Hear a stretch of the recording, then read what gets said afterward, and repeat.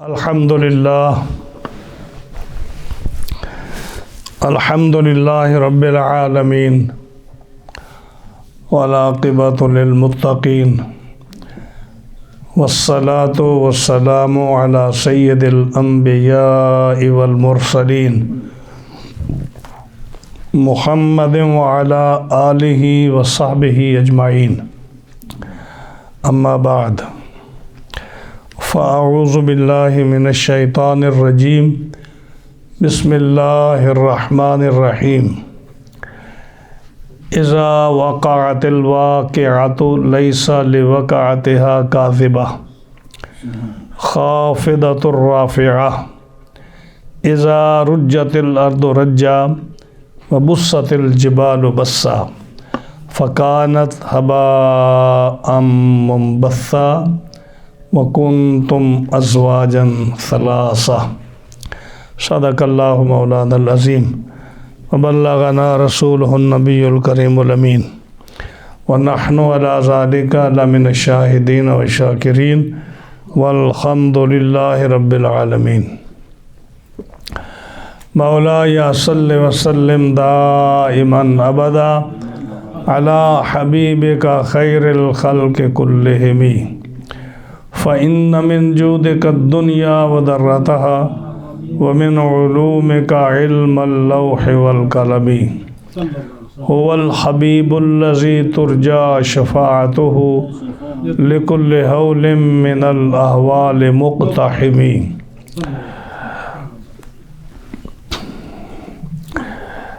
دع مدعته النصارى في نبيهم واحكم بما شئت مدحا فيه واحتكمي فمبلغ العلم فيه أنه بشر وأنه خير خلق الله كلهم يا أكرم الخلق ما لي من ألوذ به سواك عند حلول الحادث الأمم محمد سيد الكونين والثقلين والفريقين من عرب ومن عجم جاءت لدعوته الأشجار ساجدة تمشي إليه على ساق بلا قدم يا رب بالمصطفى بلغ مقاصدنا واغفر لنا ما مضى يا واسع الكرم ثم الرضا عن أبي بكر وعن عمر وعن علي وعن عثمان ذي الكرم فاغفر لناشدها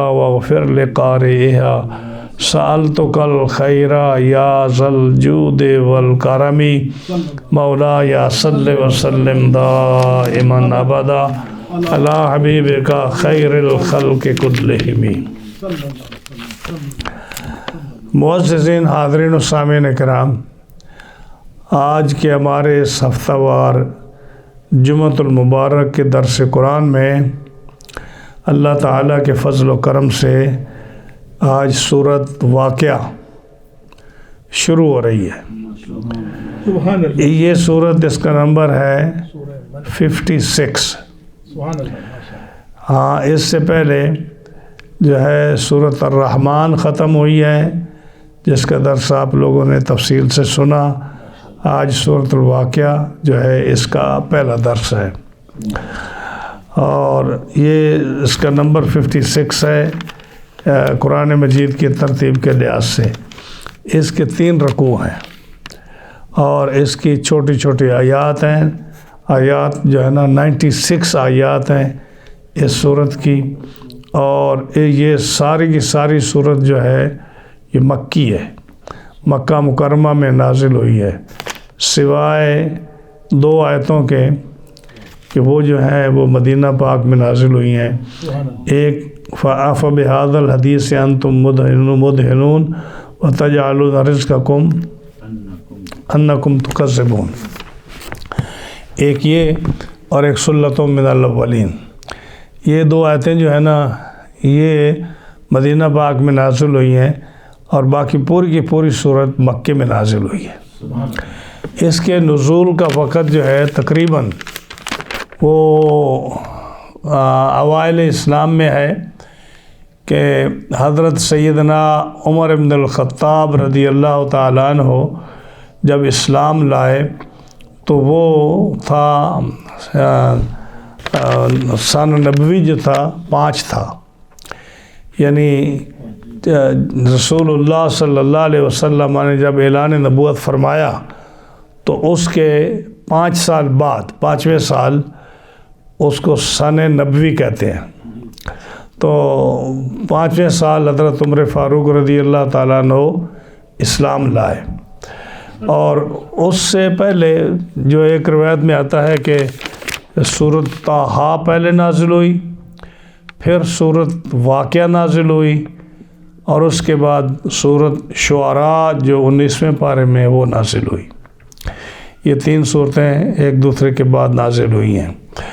اور جب حضرت عمر فاروق رضی اللہ تعالیٰ عنہ آپ اسلام لائے، یعنی جب آپ غصے میں دار ارقم کی طرف جا رہے تھے، رسول اللہ صلی اللہ علیہ وسلم کے جو ہے آپ کو نقصان تکلیف پہنچانے کے لیے علیہ باللہ، تو رستے میں کس نے بتایا کہ اے عمر، تو باہر کی خبریں بڑی رکھتا ہے لیکن تمہیں گھر کی خبر نہیں ہے۔ پوچھا کیا ہوا؟ کہا تیری بہن اور تیرا بہنوئی مسلمان ہیں۔ تو پھر وہ انہوں نے رستہ بدل لیا، اپنی بہن کے گھر گئے، اور اپنے بہنوئی کی جب دروازہ پر پہنچے تو ان کو پتہ چلا کہ عمر آئے ہیں، تو انہوں نے وہ قرآن مجید کے اوراق جو تھے وہ چھپا دیے، اور جو حضرت زید تھے غالباً وہ چھپ گئے، اور بہن جو تھی وہ بھی حضرت عمر کی بہن تھی، کوئی ڈرپوک تو نہیں تھی، وہ جو ہے وہ سامنے تھی۔ تو جب حضرت عمر نے پوچھا کہ میں نے سنا تم ماں اسلام لے آئے، تو انہوں نے کہا ہم لے آئے۔ تو پھر انہوں نے اپنی بہن کو اور بہنوئی کو مارنا شروع کیا، اچھا خاصا انہوں نے ان کو مارا۔ جب دیکھا کہ بہن کے سر سے یا منہ سے خون نکل رہا ہے، پھر آخر ایک حمیت اور ایک جذبہ ہوتا ہے، آخر بہن بھائی تھے، تو پھر افسوس ہوا کہ میں نے بہن کو اتنا کیوں مارا ہے۔ ہاں جی، تو اصل میں تو بات یہ تھی کہ رسول اللہ صلی اللہ علیہ وسلم نے دعا فرما دی تھی کہ اے اللہ عمر کو اسلام قبول کرنے کی توفیق عطا فرما۔ وہ دعا کام کر گئی تھی۔ جو ہم نے ایک جمعہ پر کہا تھا نا کہ وہ ہدایت کی 2 قسمیں ہوتی ہیں، ایک ہدایت ہوتی ہے جو ارادۃ الطریق ہے، کسی کو رستہ دکھانا، ادھر سے چلے جانا ادھر چلے جانا، آگے ایک سڑک آئے گی، آگے درخت آئے گا، آگے ایک ہوٹل آئے گا، اس کی دائیں طرف مڑ جانا تو آپ کو فلاں آدمی مل جائے گا۔ یہ ہے ارادۃ الطریق، ہدایت کی قسم۔ دوسری ہدایت کی قسم ہے اس کا ہاتھ پکڑنا کسی کو، اور وہاں جا کر اس آدمی سے ملا دینا جس کو وہ ملنا چاہتا ہے۔ یہ کیا ہے؟ دلالت موصلہ۔ یہ بھی ہدایت کی دوسری قسم ہے۔ اب یہ رسول اللہ صلی اللہ علیہ وسلم، باقی صحابہ اور انبیاء علیہ السلام نے دونوں کام کیے ہیں، لوگوں کو تبلیغ بھی کی ہے، رستہ بھی دکھایا ہے، قرآن بھی بتایا ہے، اللہ کا رستہ بتایا، مسجد بتائی ہے، دین قیامت کر بتایا، یہ ارادۃ الطریق ہے۔ اور جیسے حضرت عمر کے بارے میں دعا کی ہے اللہ عمر کو اسلام کی توفیق دے، تو وہ جا رہے ہیں حضور کو علیہ باللہ قتل کرنے کے لیے، لیکن کہاں اتنا بڑا دشمن، اور دعا کی کہ مجھے عمر چاہیے، تو وہ جاتے ہی جو ہے حضور کے سامنے جھک جاتے ہیں۔ یہ کیا ہے؟ دلالت موصلہ۔ ہاں جی، اب لوگوں کو نہیں سمجھ اس مسئلے کی، نہیں پڑھا انہوں نے، یا دل پر یا آنکھوں پر پردے پڑے ہیں، تو اس کا ہم کیا کر سکتے ہیں؟ ہاں جی، ورنہ حضور کے ہاتھ اٹھ جائیں تو کیسے خالی موڑ سکتے ہیں؟ تو یہ دلالت موصلہ ہے کہ کسی کا ہاتھ پکڑنا، اس کو ہدایت دے دینا۔ ہاں جی، حضرت ابو ہریرہ کی والدہ کا ہم نے ذکر کیا تھا، دعا کی اللہم اہد ابی ہریرہ تھا، اے اللہ ابو ہریرہ کی ماں کو ہدایت دے دے۔ وہ تو ابو ہریرہ دوڑ پڑتے ہیں گھر، مدینہ طیبہ کی گلیاں دوڑتے جا رہے ہیں۔ ابو ہریرہ کیا ہوا، کیوں دوڑتا ہے؟ کہا میں دیکھنا چاہتا ہوں میرے نبی کی دعا پہلے پہنچتی ہے یا میں پہلے گھر پہنچتا ہوں۔ جب گھر گئے تو دیکھا کہ ماں غسل کر رہی ہے، اور وہ ماں جو اسلام کا نام نہیں سننا چاہتی تھی غسل کر رہی ہے۔ ابو ہریرہ مکانہ کا اپنی جگہ کھڑا رہے، میں غسل کر رہی ہوں، میں نے اسلام قبول کر لیا۔ کوئی گیا بھی نہیں وہاں، کوئی بتانے کے لیے گیا بھی نہیں، کوئی ہدایت کلمہ پڑھانے کے لیے نہیں گیا، کوئی تبلیغ کرنے کے لیے نہیں گیا، بس حضور نے ہاتھ اٹھائے، ادھر دل کی کیفیت بدل گئی۔ حضرت عمر بہن کو مار رہے ہیں، بہنوئی کو مار رہے ہیں، حضور کو شہید کرنے کے لیے علیہ باللہ جا رہے ہیں، اور آپ نے دعا فرمائی، عمر کے دل کی کیفیت بدل جاتی ہے۔ تو اصل واقعے کی طرف آتا ہوں، کہا بہن مجھے وہ قرآن دکھاؤ جو تم پڑھ رہی تھی۔ ہاں جی، تو بہن جو تھی چونکہ وہ مسلمان تھی، اس نے کہا اے عمر تو قرآن نہیں دیکھ سکتا، اس لیے کہ لا یمسها الا الطاہر، قرآن کو وہی ہاتھ لگا سکتا ہے جو پاک ہو، تو مشرک ہے، اسلام نہیں لایا تو قرآن کو ہاتھ نہیں لگا سکتا۔ یہ دلیل ہے جو میں بات بتا رہا ہوں اس بات کی کہ صورت واقعہ جو ہے اس وقت نازل ہو چکی تھی، کیونکہ یہ جو آیت ہے نا لا یمسہ الا المطہرون، کہ قرآن مجید کو مس نہ کرے، ہاتھ نہ لگائے، ٹچ نہ کرے مگر اونلی وہ شخص جو مسلمان ہو۔ تو یہ صورت واقعہ کی تیسرے رکوع کی آیت ہے۔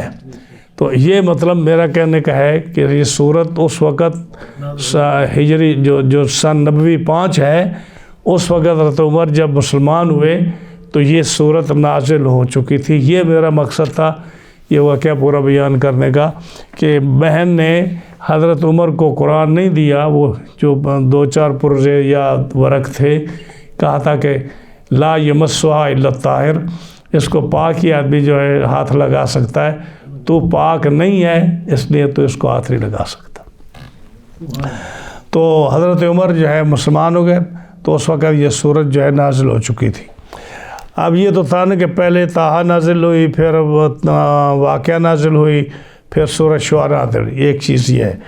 ایک اور حدیث جو ہے وہ اور طرح کی ہے، فرمایا کہ جو شخص سورۃ الرحمن پڑھے، پھر سورۃ واقعہ پڑھے، پھر سورہ حدید پڑھے، تو وہ پکارا جائے گا کہ یہ شخص جو ہے نا یہ جنت الفردوس کا ریزیڈنس ہے۔ سبحان اللہ، یعنی یہ تینوں صورتیں اکٹھی ہیں، سبحان اللہ، پہلے الرحمن آتی ہے، اس کے بعد سورہ واقعہ آتی ہے، اس کے بعد سورہ حدید آتی ہے۔ تو فرمایا کہ جو شخص ان تینوں صورتوں کو پڑھتا ہوگا وہ کیا مشہور ہوگا کہ یہ کون ہے؟ یہ جنت الفردوس کا رہائشی ہے۔ سبحان اللہ، سبحان اللہ، ہاں جی، یہ اللہ تعالیٰ کی یہ بھی نعمت ہے۔ تو یہ تینوں صورتیں اکٹھی ہیں، تینوں کو پڑھنا چاہیے، تینوں کا مضمون جو ہے نا ملتا جلتا ہے۔ مثال کے طور پر ابھی آپ نے تازہ ہے جو سورۃ الرحمن آپ نے سنی ہے درس اس کا، سورۃ واقعہ کا اس کے ساتھ کیا تعلق ہے؟ اس کا تعلق یہ ہے کہ سورۃ الرحمن میں 3 رکوع ہیں۔ پہلے رکوع میں اللہ تعالیٰ نے اپنی وحدانیت کا ذکر فرمایا، قرآن کی تعلیم کا ذکر فرمایا، الرحمن علم القرآن، پھر والشمس والقمر بحسبان، اس میں چاند اور سورج کا ذکر فرمایا، ستاروں کا ذکر فرمایا، ہاں جی، اور جو ہے سمندروں کا ذکر فرمایا، اپنی مخلوق یعنی بڑی جو مخلوق ہے اس کے پیدا کرنے کا اللہ تعالیٰ نے سورۃ الرحمن نے ذکر فرمایا۔ لیکن وہی بات جو سورۃ الرحمن کا مضمون ہے، سورۃ الرحمن کے پہلے رکوع کا جو مضمون ہے، وہی مضمون اللہ تعالیٰ نے سورہ واقعہ کے آخری رکوع میں فرمایا۔ فلا اقسم بمواقع النجوم، جہاں اس کی قسم چاہیے، آگے قرآن مجید کا ذکر کیا کہ یہ انہ لقول رسول کریم، فرمایا یہ ہے، یہ قرآن مجید کا ذکر فرمایا اور کہا لا یمسہ الا المطہرون، اس کو پاک آدمی ہاتھ لگا سکتا ہے۔ تو آخری رکوع میں جو سورۃ الرحمن کا مضمون تھا پہلے رکوع کا، وہی ملتا جلتا مضمون جو ہے سورۃ واقعہ کے تیسرے رکوع میں ہے۔ اور جو مضمون سورۃ الرحمن کا دوسرے رکوع میں ہے وہ جہنم کا ذکر ہے اور جہنم کی سختی کا ذکر ہے۔ وہی ذکر سورۃ واقعہ کے دوسرے رکوع میں ہے جہاں اصحاب الشمال کا ذکر فرمایا، وہ لوگ جن کو بائیں ہاتھ میں نامہ اعمال دیا جائے گا، تو ان کو عذاب جو جہنم کا عذاب ہے، ان کے کھانے کا، ان کے پینے کا، ان کے تکلیفوں کا، وہ جو ہے نا وہ سورۃ واقعہ کی دوسرے رکوع میں ذکر فرمایا جو الرحمن کے دوسرے رکوع میں ہے۔ اور جو الرحمن کے تیسرے رکوع میں سورۃ الرحمن کے تیسرے رکوع میں 2 جنتوں کا ذکر فرمایا جو متقی لوگوں کے لیے ہے، جو مقربین ہیں ان کے لیے 2 جنتوں کا ذکر فرمایا، اور آگے جو ہے وہ من دونہما جنتان سے ان اصحاب المیمنہ جو اصحاب الیمین ہیں، عام مومن جو ہیں جن کو نامہ اعمال دائیں ہاتھ میں دیا جائے گا، ان کا ذکر فرمایا، ان کی جنتوں کا ذکر فرمایا۔ تو وہ سابقون الاولون مقربین کا اور اصحاب الیمین کا ذکر اللہ تعالیٰ نے سورۃ واقعہ کے پہلے رکوع میں ذکر فرمایا۔ فاصحاب المیمنۃ ما اصحاب المیمنہ والسابقون السابقون اولئک المقربون۔ تو یہ مناسبت ہے سورۃ الرحمن کی اور سورۃ واقعہ کی، کہ بالکل وہی مضمون جو ہے جو سورۃ الرحمن میں آیا ہے، اللہ تعالیٰ نے وہی مضمون پوری سورۃ واقعہ میں بھی بیان فرمایا ہے، اور اس میں ظاہر ہے کہ آیات مختلف ہیں، احکام مختلف ہیں، لیکن مسائل وہی ہیں جن کو اللہ تعالیٰ نے اس میں ذکر فرمایا۔ اب آگے جو ہے سورۃ حدید جب آئے گی، اس میں بھی آپ دیکھیں گے کہ اللہ تعالیٰ جل شانہ نے پہلے اپنی صفات کا اور اپنی وحدانیت کا ذکر فرمایا، هو الاول والآخر والظاہر والباطن، اور تب اپنی تسبیح تعلیل کا ذکر فرمایا۔ پھر جو ہے قیامت کا ذکر فرمایا دوسرے رکوع میں، جہاں پل صراط کا ذکر ہے سورہ حدید میں، اور اسی طرح کر کے نا سورہ حدید میں بھی آخرت کا، قیامت کا ان کا ذکر ہے۔ تو اس لیے یہ 3 صورتیں جو ہیں نا، سورۃ الرحمن، سورۃ واقعہ اور سورہ حدید، ان کا مضمون ملتا جلتا ہے۔ تو فرمایا جو شخص ان تینوں صورتوں کو پڑھے گا وہ مشہور ہوگا کہ یہ جنت الفردوس کا رہائشی ہے۔ سورۃ واقعہ کی ایک خوبصورت بات یہ ہے کہ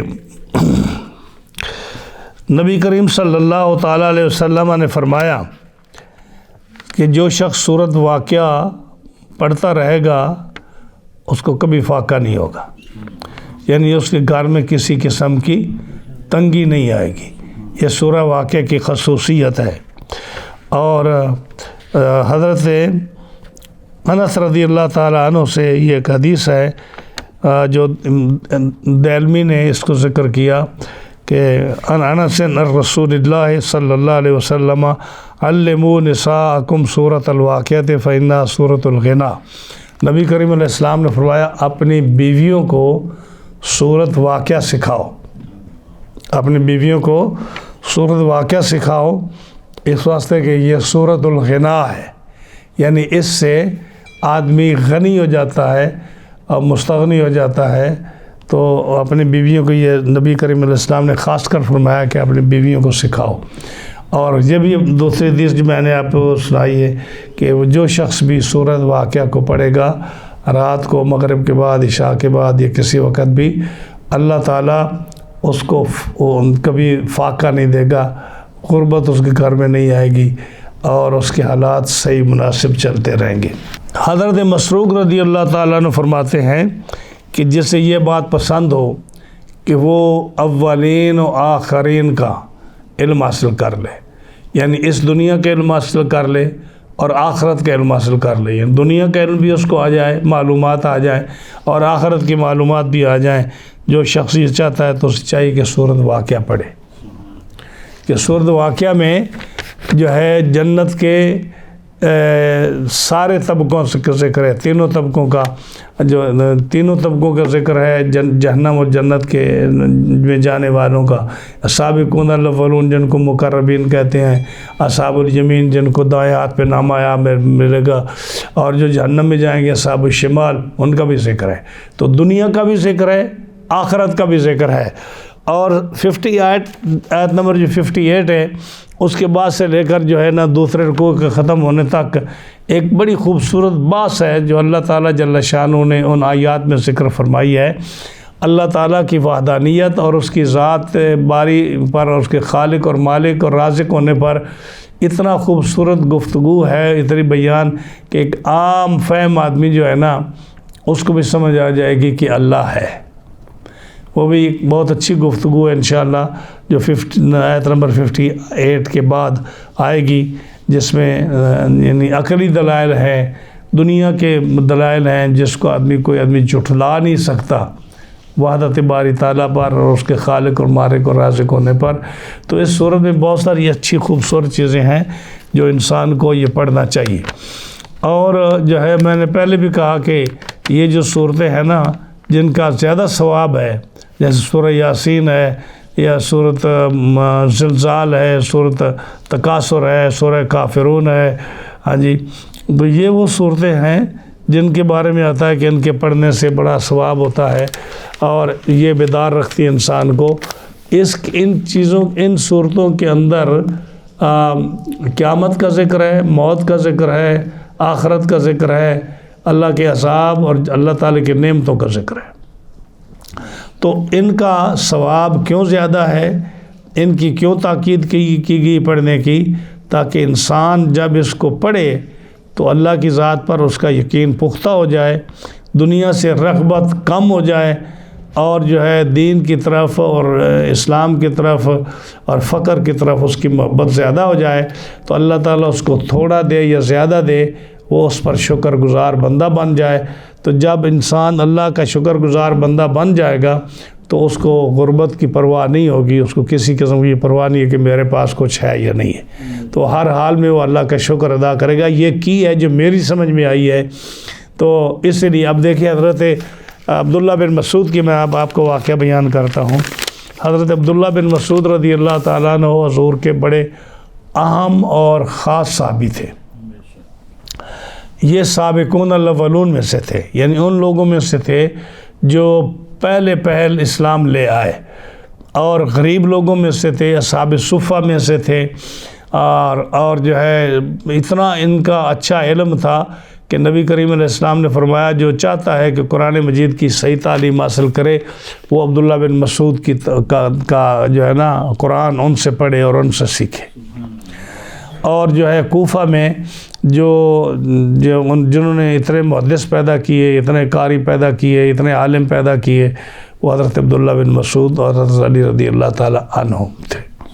تو حضرت عبداللہ بن مسعود بہت بڑے فاضل عالم تھے حضور کے، وہ تھے خادم خاص۔ حضور صلی اللہ علیہ وسلم کے نالین شریف اٹھانا، آپ کی عصا شریف اٹھانا، آپ کا لوٹا اٹھا کر ساتھ رہنا، آپ کے کپڑے اٹھا کر ساتھ رہنا، آپ کی ضروریات کی چیزیں اٹھا کر، جیسے خادم نہیں اپنے شیخ کے ساتھ ہوتا اور اس کی ضرورت کی چیزیں ہر وقت رکھتا ہے صاف، اور ہر وقت خیال رکھتا ہے کہ میرے شیخ کو کس وقت کس چیز کی ضرورت پڑے۔ تو حضرت عبداللہ بن مسعود کا وہ حال تھا جو حضور صلی اللہ علیہ وسلم کے ساتھ ہر وقت رہتے تھے۔ اسی لیے عبداللہ بن مسعود کی روایات، ان کی احادیث، ان کا جو ہے قول و فعل وہ امت کے لیے بہت بڑی حجت ہے۔ اور احناف کے نزدیک خاص کر جو ہم جو نماز میں رفع یدین نہیں کرتے، کیوں نہیں کرتے؟ کہ عبداللہ بن مسعود سے یہ روایت ہے کہ رسول اللہ صلی اللہ علیہ وسلم نے سوائے پہلی تکبیر کے آپ نے کبھی رفع یدین نہیں کیا۔ اور لوگ ان کے مقابلے میں ایک اور صحابی کی روایت لاتے ہیں جو حضور علیہ السلام کے آخری ایام میں مدینہ منورہ میں آئے، گاؤں کے رہنے والے تھے، اور وہ آئے اور چند دن رہے اور انہوں نے دیکھا، اور ان کی روایت ہے کہ رسول اللہ صلی اللہ علیہ وسلم نے نماز میں رفع یدین کیا۔ یعنی جو لوگ رفع یدین کرتے ہیں نا، ہاتھ جو رکوع سجود میں جاتے ہوئے اوپر کرتے ہیں، یہ ان صحابی کی روایت ہے۔ اور وہ صحابی جو ہے نا وہ گاؤں کے رہنے والے ہیں۔ وہ صحابی جو ہیں وہ اتنے پرانے صحابی اور مسلمان نہیں ہیں جتنے حضرت عبداللہ بن مسعود ہیں۔ عبداللہ بن مسعود تو مکے سے مسلمان ہوئے، اور مکے میں انہوں نے اسلام کی تبلیغ کی، ابو جہل نے ان کو مارا، اور انہوں نے ابو جہل کا سر کاٹا بدر کے دن، عبداللہ بن مسعود نے۔ اور جو وہ صحابی ہیں وہ حضور کے صحابی ہیں، لیکن آخری عمر میں انہوں نے ہجری 9 میں، اب 11 میں تو حضور کا وصال شریف ہو گیا، اگر 9 میں ایک آدمی آ کر مسلمان ہوتا ہے تو 1 سال ہی ہو رہا نا، اور چند دن وہ مدینہ منورہ رہے۔ ان کی روایت ہے کہ حضور رفع یدین کرتے ہیں۔ تو حضرت امام اعظم ابو حنیفہ رحمۃ اللہ علیہ کے استاد اور دادا استاد جو تھے، انہوں نے کیا کہا؟ انہوں نے کہا ایک طرف عبداللہ بن مسعود ہیں جنہوں نے ساری زندگی جنہوں نے حضور صلی اللہ علیہ وسلم کے پیچھے نمازیں پڑھی، مصلی اٹھا کر ساتھ رہے، لوٹا اٹھا کر ساتھ رہے، مسواک اٹھا کر ساتھ رہے، ساری زندگی ساتھ رہے، ان کو زیادہ پتہ ہے کہ حضور صلی اللہ علیہ وسلم کیسے نماز پڑھتے تھے، یا وہ صحابی جو گاؤں سے آئے اور چند دن رہے مدینہ منورہ میں، یا ان کو زیادہ حدیث کا پتہ ہے؟ اب دیکھو نا، یہ بات تو یہ کہ سمجھدار آدمی تو سمجھتا ہے نا کہ کس آدمی کی حدیث زیادہ معتبر ہے۔ تو عبداللہ بن مسعود رضی اللہ تعالیٰ عنہ جو ہے بڑے مضبوط صحابی اور راوی تھے۔ ان کا جب آخری وقت آیا، جب یہ بیمار ہوئے، تو مدینہ منورہ میں عثمان غنی رضی اللہ تعالیٰ عنہ کی خلافت کا دور تھا، یہ بیمار ہوئے۔ ظاہر ہے کہ یہ بڑے عظیم صحابہ میں سے تھے، صحابہ کرام ان کا بڑا اطاعت احترام کرتے تھے۔ یہ ان عالموں میں سے تھے جو چند عالم گنتی کے فتویٰ دینے والے تھے مدینہ منورہ میں، عبداللہ بن مسعود ان میں سے تھے۔ جب بیمار ہوئے تو حضرت عثمان غنی رضی اللہ تعالیٰ ان کے پاس آئے اور آ کر کہا، ما تشتکی، پوچھا کہ اے عبداللہ بن مسعود، آپ بیمار لگتے ہیں، کون سی بیماری آپ کو لگ گئی؟ تو انہوں نے آگے کہا، ذنوبی، میرے گناہ بہت ہو گئے ہیں، یہی بیماری ہے۔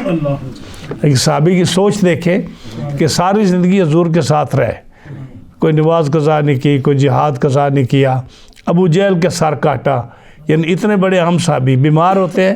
حضرت عثمان غنی پوچھتے ہیں، ما تشتکی، کیا شکایت ہے آپ کو، کیا ہو گیا حضرت آپ کو؟ ہاں جی، کہتے ہیں ذنوبی، گناہ بہت ہو گئے، ہاں جی، اس وجہ سے میں نیچے پڑا ہوں۔ سیدنا عثمان غنی رضی اللہ تعالی نے فرمایا، ما تشتہی، اب اس بیماری کی حالت میں آپ کیا چاہتے ہیں، آپ کی خواہش کیا ہے، بتائیے آپ۔ تو آپ نے فرمایا، حضرت عبداللہ بن مسعود نے فرمایا کہ رحمت ربی، میں اپنے رب کی رحمت چاہتا ہوں، ہاں جی، اپنے رب کی رحمت چاہتا ہوں۔ یہ آخری وقت ہے، دیکھو، ہاں جی، آخری وقت میں انسان کیا کرتا ہے، بلاتا ہے بیٹے کو، بیٹی کو بلاتا ہے، او میرے چیز فلاں ادھر ہے، فلاں ادھر ہے، اس کو یہ کر لینا، اس کو یہ کر لینا، ہاں جی، اس کو نزدیک نہ آنے دینا، اس کو پاس نہ آنے دینا، اس کے ساتھ یہ کر لینا۔ یہ حضرت عبداللہ بن مسعود کہتے ہیں کہ میں اپنے رب کی رحمت چاہتا ہوں۔ حضرت عبداللہ، حضرت عثمان غنی چونکہ خلیفہ وقت تھے اور ان کو پتہ تھا کہ آپ کا کیا مقام ہے عبداللہ بن مسعود کا، کہنے لگے، افلا ندعو لک طبیبا، کیا ہم کسی ڈاکٹر یا حکیم کو نہ بلائیں آپ کے لیے کہ آپ کی صحت بہت ضروری ہے؟ تو انہوں نے فرمایا، الطبیب امرضنی، طبیب نہیں تو مجھے بیمار کیا ہے۔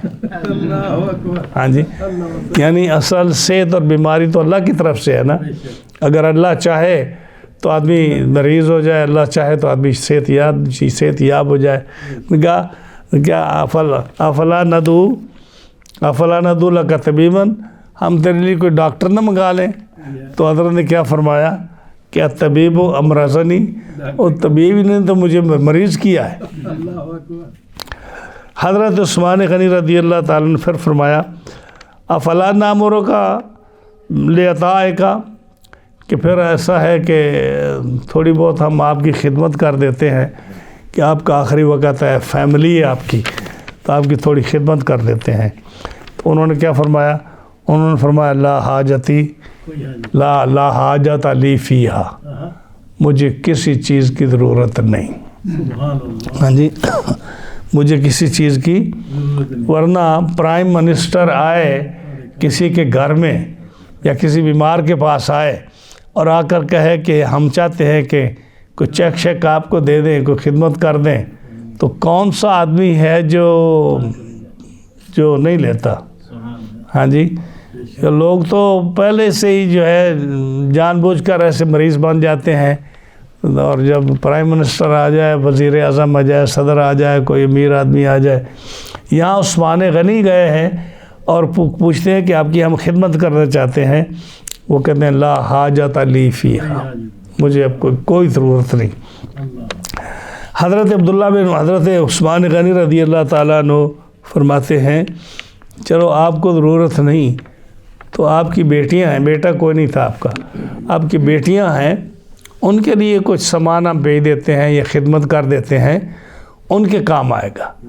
تو حضرت عبداللہ بن مسعود نے فرمایا کہ آپ کا خیال ہے کہ میری بیٹیوں کو کسی کی ضرورت ہے؟ میں نے اپنی بیٹیوں کو سورت واقعہ بتا دی ہے کہ کیسے پڑھیں گی، اور ان کے جب وہ پڑھیں گی اور پڑھتی ہیں تو ان کے گھر میں کبھی فاقہ نہیں ہوگا۔ پھر انہوں نے آگے حضور کی حدیث بیان کی، انہوں نے کہا کہ میں نے رسول اللہ صلی اللہ علیہ وسلم کو یہ فرماتے ہوئے سنا ہے کہ جو شخص سورت واقعہ جو کی تلاوت کرتا ہے اسے کبھی بھی بھوک اور افلاس سے واسطہ نہیں پڑے گا۔ جو آدمی، میں نے اپنی بیٹیوں کو یہ سکھا دیا کہ جو بھی آدمی سورت واقعہ کی تلاوت کرے گا اس کو بھوک اور افلاس سے کوئی واسطہ نہیں پڑے گا۔ دیکھ لیں صحابہ کرام رضوان اللہ علیہ مجمعین کا قرآن مجید پر، حضور کے وصائف بتائے ہوئے پر کتنا زیادہ ایمان تھا، مضبوط تھا۔ تو انہوں نے عثمان غنی رضی اللہ تعالیٰ عنہ سے کسی چیز کی جو ان کی فرمائش تھی وہ نہیں لی ان سے، اور جو ہے برابر اس طرح کا جواب دیا کہ ہمیں کچھ نہیں چاہیے۔ تو یہ صورت ہے، صورت واقعہ جو اکٹھی سورۃ الرحمن واقعہ اور حدید آتی ہے پڑھنے میں، لیکن نزول کے کتاب سے سورۃ طٰہٰ، سورۃ واقعہ اور سورۃ شعراء یہ اکٹھی نازل ہوئی ہیں۔ اب یہ سورۃ واقعہ جو ہے نا، اس کے اندر قیامت کا ذکر ہے۔ یہ بڑی جو ہے نا جھنجھوڑنے والی صورت ہے، بڑی اہم صورت ہے، اور اس کے پڑھنے سے، اس کے غور سے مطالعہ کرنے سے ایک آدمی ہل جاتا ہے ایک دفعہ، اس کا جو ہے نا اس کو سمجھ آتی ہے کہ یہ کیا ہے۔ تو کیا فرمایا؟ فرمایا بسم اللہ الرحمن الرحیم، اذا وقعت الواقعہ، جب ہونے والی ہو لے گی، یعنی جو واقعہ ہونا ہے جب وہ ہو لے گا، یعنی کیا؟ یعنی یہ قیامت کا ایسا واقعہ ہے جس میں کسی قسم کا شک نہیں۔ وہ کہتے ہیں نا، پنجابی میں کہتے ہیں نا، جو کچھ ہونا ہے وہ ہونا ہے۔ ہاں جی، تو یہ ایسا ہی ہے کہ اذا وقعت الواقعہ، تو جب ہونے والی ہوگی، یا جو کام ہونا ہے، جو قیامت واقع ہونی ہے وہ ہوگی، اور کیسے ہوگی؟ لیسا لوقعتہا کاذبہ، جب وہ قیامت آئے گی تو کوئی بھی اس کو جھٹلانے والا نہیں ہوگا۔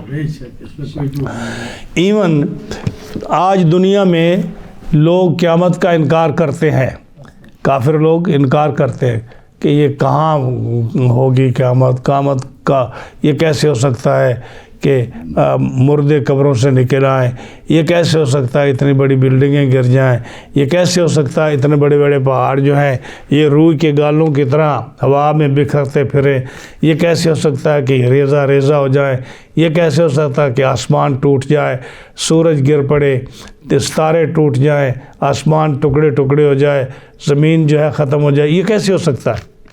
ہاں جی، جیسے قرآن مجید میں بہت سارے مقامات پر ذکر آیا اما یتساءلون، اما یتساءل، جب رسول اللہ صلی اللہ علیہ وسلم کفار کو قیامت کا ذکر فرماتے تو کفار کہتے یہ کیسے ہو سکتا ہے، یہ کیسے ہو سکتا ہے، یہ قیامت کیسے واقع ہوگی؟ ہاں جی، مردے کیسے قبروں سے مٹی اور خاک ہونے کے باوجود پھر ان کا جسم اوپر کھڑا ہو جائے گا، آسمان کیسے ٹوٹے گا، یہ ساری چیز کیسے تباہ ہو جائے گی؟ ہاں جی، تو بڑے حیرانگی کے ساتھ یہ جو ہے نا سورۃ نبا کا واقعہ جو ہے وہاں پورا قیامت کا ذکر ہے۔ اسی طرح سورت جو ہے اذا الشمس کوورت، سورہ تکویر میں اذا الشمس کوورت سورج لپیٹ دیا جائے گا، اذا الشمس کوورت واذا النجوم منکدرت، ستارے چڑھ پڑیں گے۔ یہ بڑے بڑے جو ہیں ستارے اور سورج اور چاند اتنے مضبوط ہیں، یہ ختم ہو جائیں گے، یہ سارا اس کو ذکر۔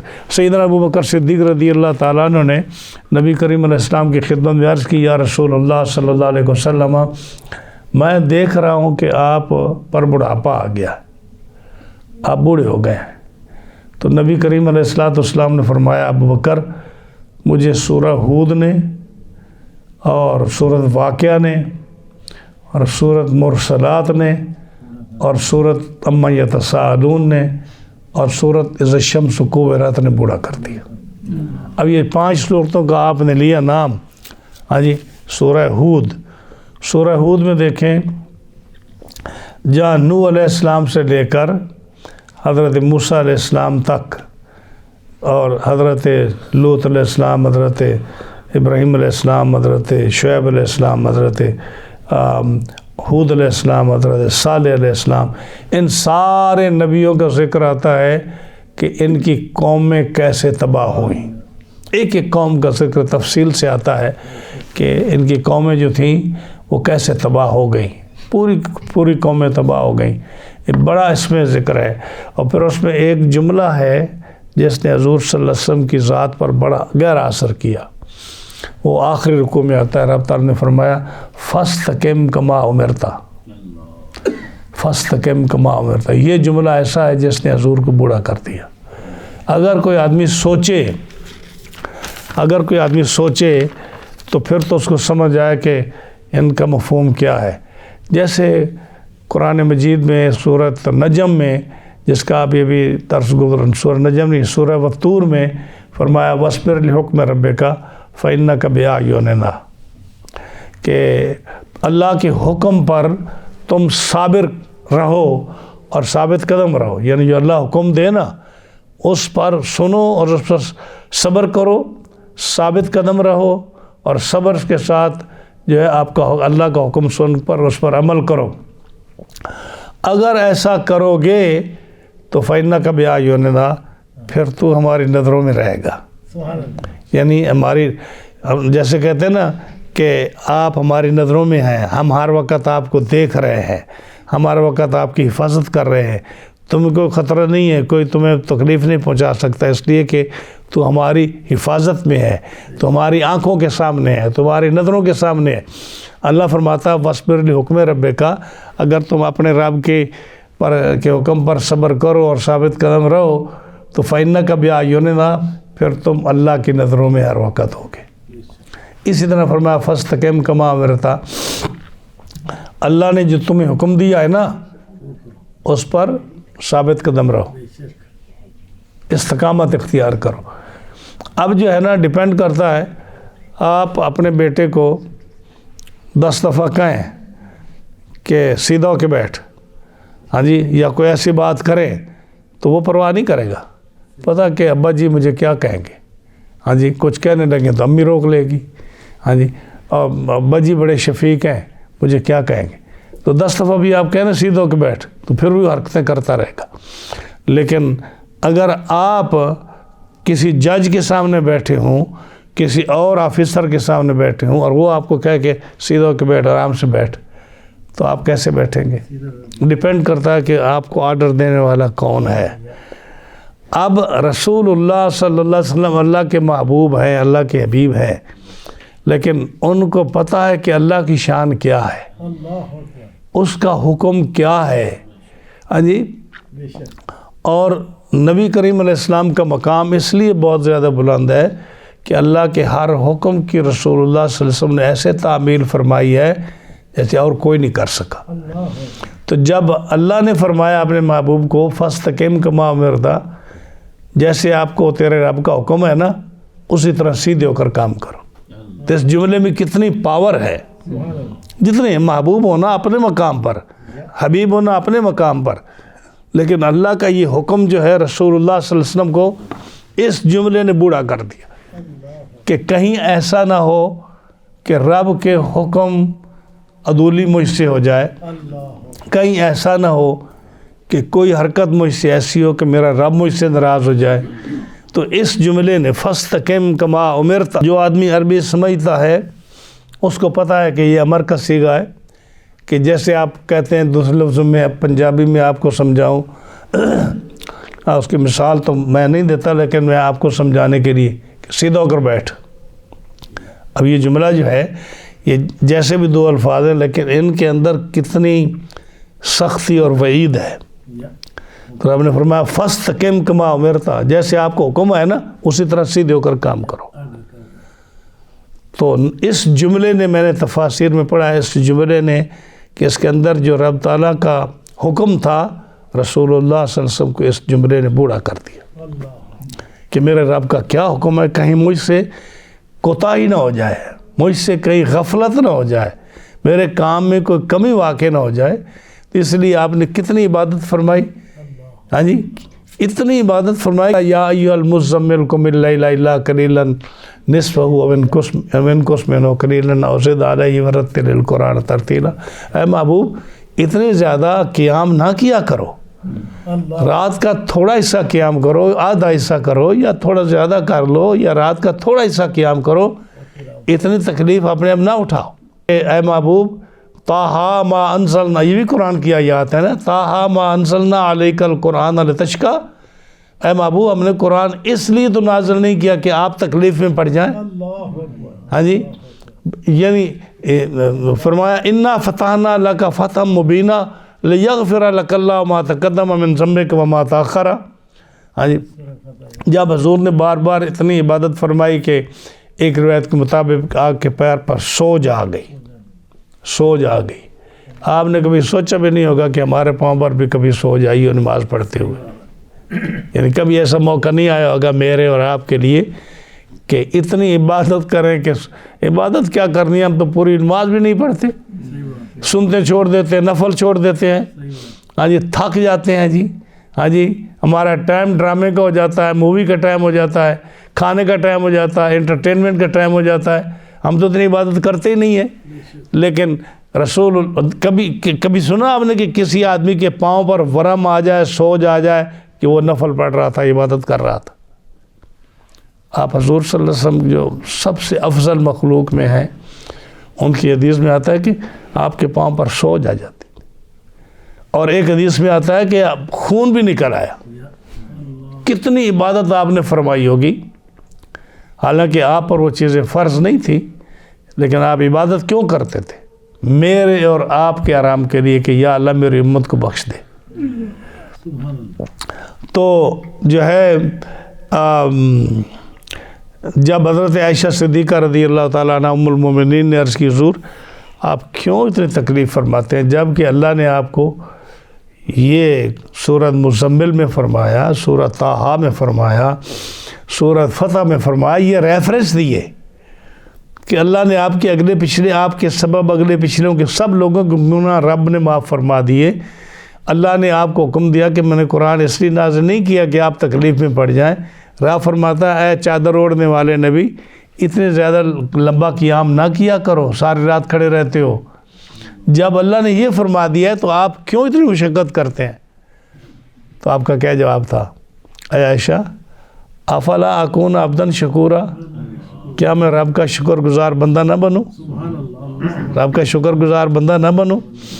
ارے مجھے اور آپ کو اگر کوئی امیر آدمی کو تحفے میں اتنی اچھی چیز دے دے جس سے ہماری زندگی سنور جائے، ہمیں پلاٹ دے دے، ہمیں کوئی 4 پیسے دے دے، کوئی گاڑی دے دے، کوئی اور مکان دے دے، کوئی چیز دے آپ جس سے آپ کی زندگی میں فرق پڑ جائے، آپ ساری زندگی اس کا شکریہ ادا کرتے نہیں تھکتے؟ ہاں میں فلاں آدمی کا میرے اوپر بڑا جو ہے احسان ہے جی، اس نے ہماری زندگی بدل دی، اگر وہ یہ نہ کرتا تو یہ ہو جاتا۔ یعنی آپ کا دل جو ہے اس کے لیے مشکور ہے، آپ اس کا شکر ادا کرتے ہی نہیں کرتے؟ ہاں جی، تو دیکھیں حضور صلی اللہ علیہ وسلم نے کیا فرمایا حضرت عائشہ کو کہ ٹھیک ہے میرے رب نے اگر میرے اوپر اتنے احسانات فرمائے ہیں تو کیا میں اس کا شکر گزار بندہ نہ بنوں؟ یعنی اگر رب کی نعمتیں زیادہ ہوں تو عبادت بھی زیادہ کرنی چاہیے تاکہ رب اور خوش ہو کہ میرا بندہ جو ہے میرا بڑا شکر گزار بندہ ہے۔ اگر آپ کے پاس دولت زیادہ ہے، اگر آپ کی صحت اچھی ہے، اگر آپ کے پاس دولت اولاد ہے، اگر رب تعالیٰ نے آپ کو عزت بخشی ہے، یہ کئی قسمیں جو زندگی میں ضروری ہوتی ہیں چیزیں اگر رب نے آپ کو دی ہیں تو بندے کا کیا حق بنتا ہے کہ ہر وقت سجدے میں پڑا رہے، جتنی زیادہ نعمتیں ہوں اتنا زیادہ شکر ادا کریں، اور نعمتیں نہ بھی ہوں پھر بھی شکر ادا کرے، کیونکہ ہمیں تو اندازہ ہی نہیں کہ اس رب کی کتنی نعمتیں ہیں۔ ایک حدیث پاک آتی ہے نا کہ پہلی امتوں میں ایک آدمی تھا جس نے 500 سال کسی جزیرے میں عبادت کی، اللہ اکبر۔ اور حضور صلی اللہ علیہ وسلم کے بعد جبریل آئے، عرض کی یا رسول اللہ صلی اللہ علیہ وسلم، میں ایک آدمی کی بات آپ کو بتاتا ہوں۔ پہلی امتوں میں ایک شخص تھا، تو وہ ایک سمندر کے اندر جو ایک جزیرہ تھا اس میں رہتا تھا، اور کوئی آدمی نہیں تھا، اور اس سمندر کے اس جزیرے میں کوئی آتا جاتا بھی نہیں تھا مخلوق، اور وہ اکیلا تھا۔ رب تعالیٰ نے اس کے لیے ایک انار کا درخت پیدا فرمایا، وہ روزانہ انار کھا لیتا، اور ٹھنڈے میٹھے چشمہ پانی کا رب تعالیٰ نے اس کو دیا، اس سے پانی پی لیتا، سبحان اللہ، سبحان اللہ۔ جس سے اس کی بھوک پیاس بالکل سب کچھ ختم ہو جاتا۔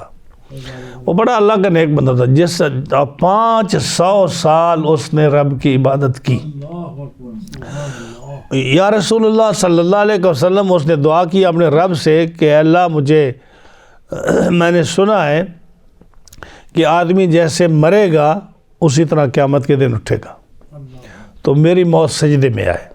سبحان اللہ۔ تو رب نے اس کی موت سجدے سجدے میں دے دی۔ اب جب وہ سجدے میں موت آ گئی، اس نے بڑی عبادت کی، گناہ اس کا تھا نہیں کوئی، نیکیاں تھیں۔ اب میدان معاشر ہوا، تو معاشر میں یعنی اللہ کو تو سارا علم ہے قیامت کے دن کیا ہوگا، اور میں میدان معاشر میں جب اس کے وزن تولے گئے تو گناہ کوئی نہیں تھا، نیکیاں تھیں۔ رب نے فرمایا اس کو میرے فضل سے اس کو جنت میں بھیج دو۔ سبحان اللہ، سبحان اللہ، بے شک۔ وہ اکڑ گیا، اللہ اکبر۔ بھائی گناہ ہے کوئی نہیں، نیکیاں ہیں، اور ابھی بھی رب کہتا ہے کہ میرے فضل سے جاؤ۔ استغفر اللہ، استغفر اللہ۔ رب نے حکم دیا اچھا اس کا تھوڑا مزاج ٹھیک کرو، اس کو تھوڑا چکر لگوا کے آؤ یہ اس کا میدان معاشر کا۔ اللہ اکبر۔ فرشتے لے کر چل پڑے۔ اب وہ اس علاقے میں گئے جہاں گرمی اور جو تپش تھی، صحرا وغیرہ جو بھی تھا اس میں چلے گئے۔ اس کو اتنی پیاس لگی کہ مرنے کے قریب ہو گیا۔ اب میدان معاشر میں کہاں سبیل اور کہاں جو ہے کوئی دکان یا کھوکھا یا کوئی 7 اپ کوئی کوک کی باٹل ملے وہاں۔ تو دور سے دیکھا ایک فرشتہ انسان کی شکل میں گلاس بوتل پانی کی یا گلاس پانی کا لے کے جا رہا ہے۔ سبحان اللہ۔ تو دوڑا اس کے پاس، کہتا میں مر گیا، مجھے پانی چاہیے، میری جان نکل رہی ہے۔ انہوں نے کہا تیرے نکل رہی تو میں کیا کروں، یہ تیرے لیے تو نہیں ہے نا، یہ پتہ میں کہاں سے لا کے آ رہا ہوں، کہاں جانا ہے میں نے، اللہ اکبر۔ تو یہ میں تمہیں کیوں دوں؟ چونکہ وہ فرشتہ تھا، رب تعالیٰ نے اس کو آزمانا تھا، بڑی باس بوس ہوئی، بڑی منتیں ترلے، جب کسی کیا یعنی جب ضرورت ہوتی ہے تو انسان پھر کیا کرتا ہے۔ بے شک۔ تو اس نے کہا دیکھ میاں یہاں کوئی چیز مفت نہیں ملتی، اللہ اکبر۔ ہاں جی، یہاں کوئی چیز مفت نہیں ملتی۔ اس نے کہا میرے پاس تو کچھ نہیں ہے، دولت تو ہے نہیں، کچھ نہیں، کچھ تو ہوگا نا، اگر میرے پاس 500 سال کی عبادت ہے، اللہ کہ چلو وہی دے دے 500 سال کی عبادت ایک گلاس کے بدلے میں۔ اب وہ دے دی۔ اب فرشتہ لے کے پھر اس میں میزان پر گیا، وزن تولے جناب، تو اب نیکی بھی کوئی نہیں، گناہ بھی کوئی نہیں، اللہ، نیکی بھی کوئی نہیں، گناہ بھی کوئی نہیں۔ رب نے فرمایا اچھا چلو میرا بندہ ہے، اس کو میرے فضل سے پھر جنت میں لے جاؤ۔ سبحان اللہ۔ ابھی بھی سمجھ نہیں ہے، کہتا گناہ چلو نیکی کوئی نہیں تو گناہ بھی تو کوئی نہیں نا، ہاں جی۔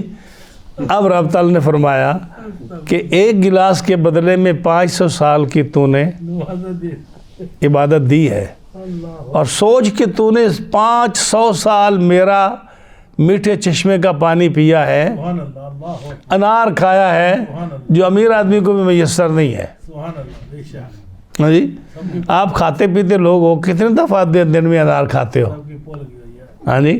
اللہ تو نے انار کھایا، تو نے میٹھا پانی پیا، ابھی کہتا ہے کہ جو ہے نا میرے، اور پھر جو ہے نا انسان سوچے کہ سر کے بالوں سے لے کر اس کی نعمت، پاؤں کے ناخنوں تک کتنی نعمتیں ہیں، بے شک۔ جو کئی واقعات آتے ہیں جو رسول اللہ صلی اللہ علیہ وسلم نے اپنی امت کو سمجھائے ہیں کہ اللہ کی ان نعمتوں کا شکریہ ادا کیا کرو،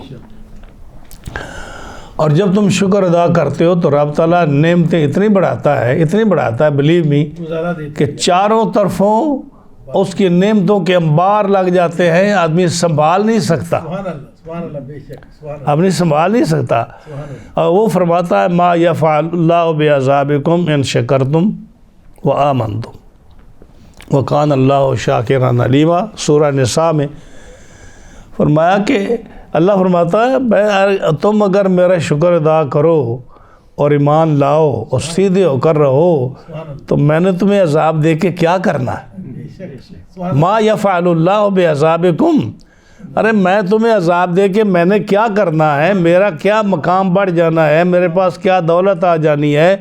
میرا کون سا مرتبہ بڑھ جانا ہے؟ میں نے تمہیں عذاب دے کے کرنا کیا ہے اگر تم میرا شکریہ ادا کرو اور ایمان لے آؤ تو؟ بے شک اب وہ رب تعالیٰ تو اتنا کرم نواز ہے، اتنا مہربان ہے، اللہ اتنا رحیم ہے، اتنا غفار ہے، اتنا تواب ہے، رحمان اور رحیم اس کے خوبصورت نام ہیں۔ انسان کچھ اس کا ہو کر تو دیکھے۔ تو کیا فرمایا کہ حضور صلی اللہ علیہ وسلم نے فرمایا ان صورتوں نے مجھے بوڑھا کر دیا۔ وہ صورتیں ہمارے سامنے ہیں، ہاں جی، کوئی اس کو دیکھتا ہی نہیں ہے، لیکن چونکہ حضور کی پیاری امت ہے، بے شک رب نے ان کو بخشنا ہے۔ انشاءاللہ اگر ان سے کوئی ایسی حرکت گستاخی سرزد نہ ہوئی جو ان کو اسلام اور دین سے دور لے جائے۔ گناہ ہے، گناہ تو رب تعالیٰ معاف فرما دے گا، وہ تو کرم فرمائے گا، حضور صلی اللہ علیہ وسلم کی شفاعت ہوگی۔ تو کیا فرمایا اذا وقعت الواقعات، جب ہونے والی واقع ہوگی، لیس لوقعتہا کاذبہ، اس کے واقع ہونے کے وقت کوئی بھی آدمی اس کو جھٹلا نہیں سکے گا۔ بے شک یہ حدیث پاک میں آتا ہے اور کئی مفسرین نے اس بات کو لکھا ہے کہ جو لوگ قیامت کا انکار کرتے ہیں اگر وہ اس وقت موجود ہوں جب قیامت واقع ہو تو وہ بھی انکار نہیں کریں گے، کہیں گے یہ سچی بات ہے۔ قیامت ایک ایسی چیز ہے جس کا کوئی شخص انکار لیس لوقعتہا کاذبہ، جب آئے گی تو کوئی بھی انکار نہیں کرے گا۔ پھر کیسے انکار کرے گا؟ جب پہاڑ اس کی نظروں کے سامنے ریزہ ریزہ ہو کر گریں گے، جب بلڈنگیں اس کے سامنے اس طرح گریں گی اور چورا چورا ہو جائے گا، جیسے پہاڑ اور بلڈنگیں اور یہ مٹیریل سارا جو سخت ہے، جیسے ستو تیل میں یا گھی میں یا پانی میں مکس نہیں ہو جاتا، ایسے چورا ہو کر یہ پہاڑ اور ساری چیزیں جو ہے نا مکس ہو جائیں گی۔ اور آگے فرمایا نا جس سے آ رہا ہے کہ حبا منصورہ، دن ہو نا تو اس دیوار میں سوراخ ہو اور دھوپ لگے تو اس سوراخ سے جو چھوٹے چھوٹے ذرات آپ کو نظر آتے ہیں نا ان کی کوئی ویلیو نہیں ہے۔ فرمایا یہ پہاڑ، اتنے بڑے بڑے پہاڑ، ہمالیہ پہاڑ اور یہ K2 فلان ٹمکان جتنے بھی پہاڑ ہیں، یہ جو ہے چورا چورا ہو کر یہ ان حبا منصورہ کی طرح، یعنی جیسے وہ روشن دیوار سے آپ کو نظر آتے ہیں نا، اس کو ہاتھ میں پکڑو، آپ پکڑ سکتے ہو، آپ پکڑنے کی کچھ نظر آتے ہیں چھوٹے چھوٹے ذرے، لیکن آپ پکڑ نہیں سکتے، اس لیے ان کی کوئی حیثیت نہیں ہے۔ یہ پہاڑ جو ہے یہ ذرہ ذرہ ہو کر اتنا بکھر جائیں گے کہ یہ اس طرح بن جائیں گے، حبا منصورہ بن جائیں گے، ان کی کوئی ویلیو وقت نہیں ہوگی۔ القاریہ ما القاریہ وما ادراک ما القاریہ، ہاں جی، یہ القاریہ فرمایا نا کہ یہ اس طرح ہو جائے گی کہ تم حیران رہ جاؤ گے کہ اس کا کیا جبال ہے، پہاڑ ایسے ہو جائیں گے جیسے روئی جو ہے، جیسے وہ پنجتا ہے نا، تو روئی اڑتی ہے، یعنی اڑتی ہے، ایسے پہاڑ جو ہے نا یہ ہوا میں بکھرے ہوئے ہوں گے۔ قیامت کا اتنا سخت منظر ہے۔ تو فرمایا جب قیامت واقع ہوگی تو کوئی اس کے واقع ہونے کو کوئی آدمی جھٹلا نہیں سکے گا۔ ہاں جی، کیسے جھٹلائے گا؟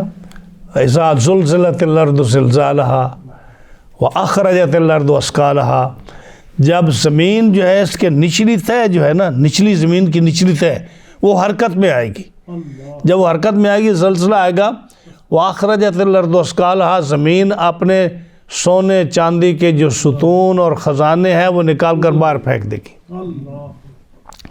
جب باہر پھینک دے گی تو آدمی آئے گا. جو آدمی کسی کو جس نے قتل کیا ہوگا اس کا سونا چاندی مال دولت لوٹنے کے لیے قتل کیا ہوگا، جب وہ دیکھے گا کہ زمین کے خزانے نکلے پڑے ہیں، سونا چاندی کے ستون پڑے ہیں، تو وہ اس کو اٹھائے گا نہیں.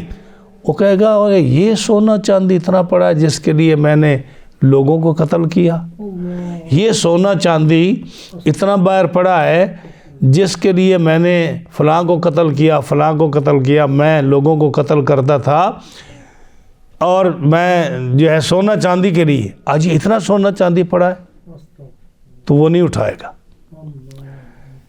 پھر چور آئے گا، وہ کہے گا میں نے میرا ہاتھ چوری میں کٹ گیا، اس سونے چاندی کے لیے جو میں نے چوری کی تھوڑی سی، اور یہ اتنے بڑے ستون سونے چاندی کے پڑے ہیں، تو یہ کوئی نہیں اٹھاتا، وہ بھی نہیں اٹھائے گا. قیامت کے قرب کی بات بتا رہا ہوں. وہ شخص آئے گا جس نے اپنے ماں بہن بھائی دوست جن سے قطع رحمی کی ہوگی. یہ لوگ ہیں نا جو اپنے زمینوں پر قبضہ کرتے ہیں، مکانوں پر قبضہ کرتے ہیں، بینکوں دولت پر قبضہ کرتے ہیں، اپنے پارٹنر کے حقوق مارتے ہیں، ہاں جی لوٹتے ہیں دولت کے لیے.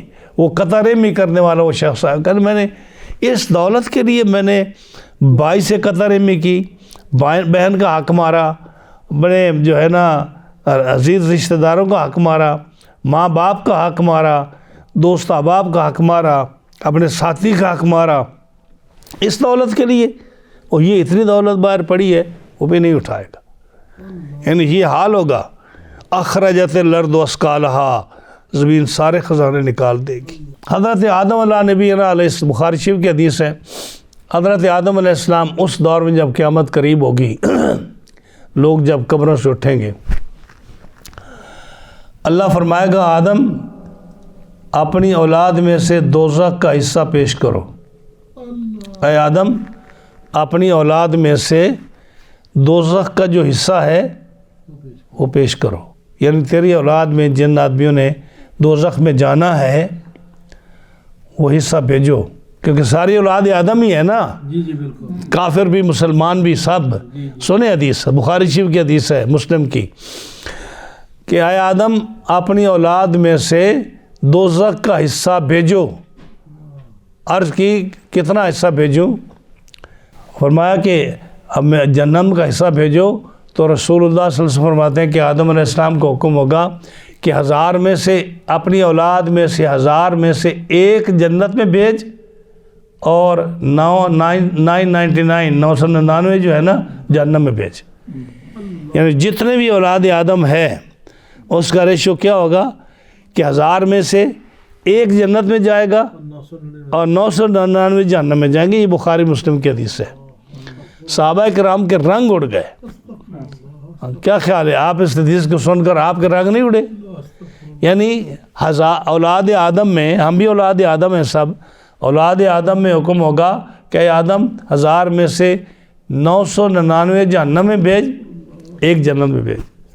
تو صحابہ کرام بڑے پریشان ہو گئے، یا رسول اللہ صلی اللہ علیہ وسلم یہ کیسی تقسیم ہوگی؟ یعنی 1000 میں سے 999 جہنم میں اور ایک جنت میں، وہ کون خوش قسمت انسان ہوگا جو جنت میں جائے گا؟ وہ کون ہوگا؟ تو نبی کریم علیہ السلام نے فرمایا وہ جو ایک ہوگا نا وہ تم میں سے ہوگا، یعنی میری امت میں سے ہوگا، اور 999 یاجوج ماجوج کی قوم کے ہوں گے. یاجوج ماجوج جو ہے گاگ مگاگ وہ کافر ہے نا. اولاد آدم تو ہیں، اولاد آدم ہیں، لیکن وہ کافر ہے. فرمایا اس ریشو سے جہنم میں جائیں گے کہ وہ جو ہے 999 وہ اولاد یاجوج ماجوج جہنم میں جائیں گے 999، اور ایک آدمی جو ہے وہ حضور کی امت کا وہ جنت میں جائے گا. قیامت ہے، قیامت کے حال بڑے سخت ہیں، اور جو ہے نا یہ قیامت اس میں تو کوئی شک نہیں آنے والی ہے.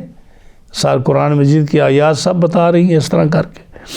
تو فرمایا خافضۃ الرافعہ، یہ قیامت جو ہے یہ ایسی ہے کئیوں کو نیچا کرے گی، کئیوں کو بلند کرے گی۔ نیچا کس کو کرے گی؟ جو کافر ہیں، منکر ہیں، ان کو نیچے جہنم میں ڈالے گی، اور جو متقی پرہیزگار ہیں ان کو رافعہ جنت میں ڈالے گی۔ تو نیچے بھی کرے گی کفار کو اور اوپر کرے گی مومنین کو۔ یہ حضرت عمر رضی اللہ تعالیٰ نے اس کی تفسیر فرماتے ہیں، فرمایا کہ نیچا کرے گی اللہ کے دشمنوں کو، کافروں کو جہنم میں بھیجے گی، اور بلند کرے گی اولیاء اللہ کو، اللہ کے ساتھ محبت کرنے والے اللہ کے دوستوں کو۔ اور تفسیر ہے کہ خافضۃ الرافعہ جو اس دنیا میں عاجزی انکساری کرتے تھے اور اپنے آپ کو مسکین اور فقیر اور درویش اپنے آپ کو رکھتے تھے، عاجز رہتے تھے، عاجزی انکساری کرتے تھے، قیامت کے دن ان کا درجہ بلند ہوگا۔ اور جو دنیا میں تکبر اور جو سرکش ہو کر رہتے تھے، ظالم ہو کر رہتے تھے، ان کو جو ہے نا نیچا کرے گی۔ خافضۃ الرافعہ، یہ قیامت ہے، قیامت آئے گی تو اس طرح ہی ہوگا۔ جو بات ماننے والا ہوگا اللہ رسول کی، اس کا درجہ بلند ہوگا، جو اس کو ٹھکرانے والا ہوگا اس کو جہنم میں ڈالے گی۔ تو یہ نیچا کرنے والی ہے، پست کرنے والی بھی ہے، اور کسی کو بلند کرنے والی بھی ہے۔ اذا رجت الارض رجن، جب زمین کانپے گی تھر تھرا کر، وہی جب زلزلہ آئے گا، یعنی جب پوری زمین میں زلزلہ آئے گا تو ساری عمارتیں، سارے پہاڑ یہ گر جائیں گے۔ یہ زمین زلزلہ آئے گا تو ہر چیز تیس نیس، نیچے والی چیز اوپر، اوپر والی نیچے ہو جائے گی۔ وبست الجبال بسا، اور جو ہے نا پہاڑ یہ ریزہ ریزہ ہو جائیں گے، پہاڑ ریزہ ریزہ۔ بسا کہتے ہیں جیسے ستو نہیں ہوتے، ان کو آپ گھی میں یا تیل میں مکس کر دیتے ہیں تو سارا اس میں مکس ہو جاتا ہے۔ پہاڑ کتنے بڑے ہیں، یہ اتنا ذرہ ذرہ ستوؤں کی طرح ذرہ ذرہ ہو کر یہ مٹی کے ساتھ، غبار کے ساتھ یہ بالکل اس طرح ہو جائیں گے۔ فکانت ہباء منبثا، یہ جیسے روزن دیوار سے، اس روشن دان سے جب دھوپ لگتی ہے، جیسے وہ یعنی بے معنی ہو جائیں گے کہ آپ اس کو پکڑ نہیں سکتے۔ آپ مٹھی بھرے نظر آتے ہیں لیکن مٹھی بھرے تو آپ کے ہاتھ میں کچھ نہیں آتا۔ جیسے وہ بے وقت بے ویلیو ہیں، اسی طرح یہ ساری چیزیں اتنی یہ بالکل ذرہ ذرہ ہو جائیں گی اور یہ ریزہ ریزہ ہو جائیں گی کہ آپ اس کو ہاتھ میں پکڑیں گے تو یہ بالکل بے معنی ہو جائیں گی۔